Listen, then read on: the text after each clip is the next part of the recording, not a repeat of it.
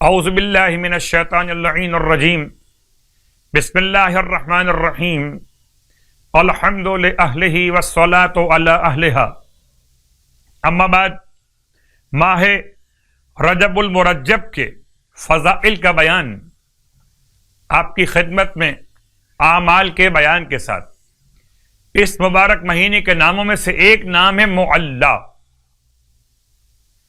بعض نے اسے معلا پڑھا ہے. ایک عرش معلی، ایک کربلائے معلی، ایک قبرستان جنت المعلی. لفظ معلی علو سے، بلندی سے.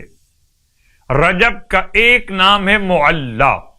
خدا کرے اس ماہ معلی میں کبھی جنت المعلی، اس ماہ معلی میں کبھی کربلائے معلی. اس ماہ معلی کی برکت سے عرش معلی کے سائے میں خدا ہم سب کو جگہ اور سایہ عنایت فرمائے. سرکار ختم یہ مرتبہ صلی اللہ علیہ وآلہ وسلم سے روایت کہ جو شخص ماہ رجب میں کسی بھی ایک رات میں آخری اشرا ہے، اس لیے میں نے چاہا کہ یہ تمام اعمال آپ کی خدمت میں دہرا دیے جائیں اور بیان کر دیے جائیں. جو بیان نہیں ہو سکے بیان ہو جائیں.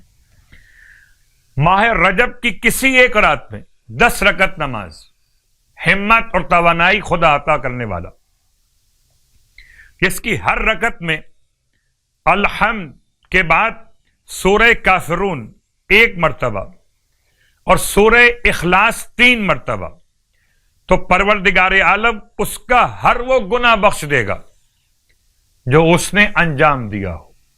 یاد رکھیں، حقوق اللہ کا مسئلہ اور ہے، حقوق العباد کا مسئلہ اور ہے. بہن بھائی عزیز و قریب کا حق ادا کرنا ذمہ داری ہے. کسی مومن کے ساتھ اگر کوتاہی انجام پا جائے میرے اور آپ کے ذریعے سے، تو اس سے معافی کا طلب کیا جانا الگ موضوع. اس نماز کا ثواب انسان کے گناہوں کی بخشش. اور آج کی رات کی مخصوص نماز یعنی کہ 23ویں شب کی نماز 2 رکعت، جس کی ہر رکعت میں الحمد کے بعد 5 مرتبہ سورہ مبارکہ والضحی، اس کو اردو میں آپ والضحی کہتے ہیں، دیکھ کے پڑھ لیجیے اگر زبانی یاد نہ ہو.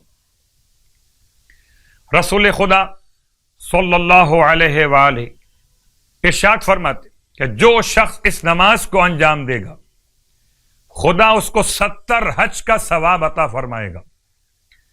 70 حج، اور اس شخص کا ثواب جو 70 مریضوں کی عیادت کرے اور 70 مسلمانوں کی حاجتیں پوری کرے گا. اتنا ثواب آج کی رات کی نماز کی برکت سے رسول خدا بیان کر رہے ہیں نماز پڑھنے والے کے.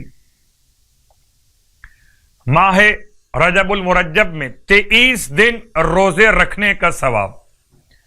سرکار صلی اللہ علیہ وآلہ وسلم ارشاد فرماتے کہ جو رجب کے مہینے میں 23 دن روزے رکھے گا تو آسمان سے ندا بلند ہوگی، اے بندے خدا تو خوش قسمت ہے، تو نے زحمت کم اٹھائی ہے اور تجھے زیادہ نعمتوں سے نوازا گیا. تجھے مبارک ہو، تجھ سے پردہ ہٹا دیا گیا. تیرے کریم پروردگار کی طرف سے تجھے بہت بڑا ثواب نصیب ہوا. تو دارالسلام میں حضرت خلیل کا ہمسایہ ہے. اللہ اکبر. پروردگار ہم سب کو ماہ مبارک رجب کے صیام اور قیام کی توفیقات اور شرف قبولیت عطا فرمائے. الہی آمین.